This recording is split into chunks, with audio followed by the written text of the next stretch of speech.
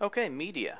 This is actually a pretty large section, and I wanted to cover it all together because basically it really darts around back and forth a lot between what you have to do and what the different settings are in order to implement your media properly.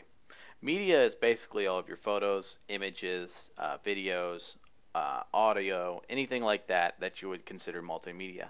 However, your media is not just limited to those individual things. You can also upload zip files, PDF files, and other such things and attach them to your post much the same way that you do with your photos and other multimedia. And that's actually a lot of things that's something that not a lot of people really know about and therefore don't really fully utilize.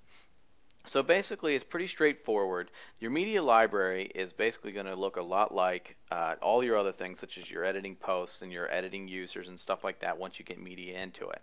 So in order to add new media, obviously you can go under the media and hit add new or add new button next to the title. And it's going to give you an uploader to select. So you click select files, and we're going to go to an individual folder, and we're actually going to start with an image, and it's going to automatically upload it, and it's going to crunch it for optimization for the web automatically for you, so you don't have to do that. Also, you're going to have the ability to put in title, alternate text, caption, a description if necessary. This is really good for search engines. And you're also going to be able to edit your image on the fly inside of WordPress. You're also, once again, not going to need to use an image editor. If you wanted to maybe say flip it horizontally, vertically, or anything along those lines, you can do that within here. You can flip it just like that. You can also scale the image. You can crop the image. You can maintain its aspect ratio. All that stuff can be done right inside of WordPress. It's a very handy tool to use. So once you're done making your changes, you can hit Save All Changes, and that automatically completes that. And so now you have this thing, looks a lot like all the others. And you can also add new things as necessary. Now in this one, we're going to actually add a PDF instead, say loan information. And we're going to add that, and it's going to have a PDF available for you to use. So now that's in there available. So not just images and multimedia, but any file that you want to. Now you're going to want to insert it into a post. So you're going to go to Add New Posts. Up here above your standard bar, your rich text editor bar, you're going to have your multimedia uploads. It's under Upload Insert, and you have different things: image and video and audio, and then media. So for this example, we're just going to use the image. We're going to go up here to Media Library, or you can upload right there on the fly just like you did from your media. Or if you wanted to hot link something, you can do it straight from a URL. So from another website, for example. So you can do it right there.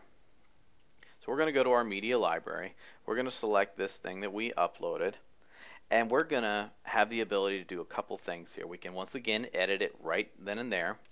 We can insert a thumbnail version of it, or the actual full size or a medium version of it, and that way we can save space on our blog, especially if it's so big it starts to break the theme. And what we can do is we can put the thumbnail in, and we can have a couple of different options here. The link URL can go to either the full file, which is the image, or let's say the PDF or something like that, or just the post URL, which is basically the attachment to that individual post.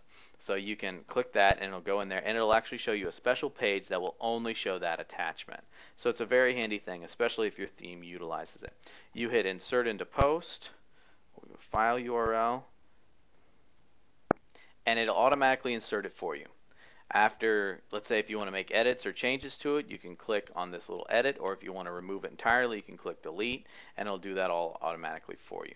It's a very handy tool, and you can use this with just about anything, like I said, including PDFs and including other media as well. Any files apply. One last thing I wanted to do is quickly go over the media settings. If you just go to Settings and Media, you can set a couple of standards for your media settings, such as your embed size, your thumbnail size for your images and stuff like that. And that's in case if the ones that are default for WordPress aren't the ones that you want for your particular blog. If you find yourself always resizing the width of your thumbnails, you can always adjust that right here automatically. And that pretty much does it for media.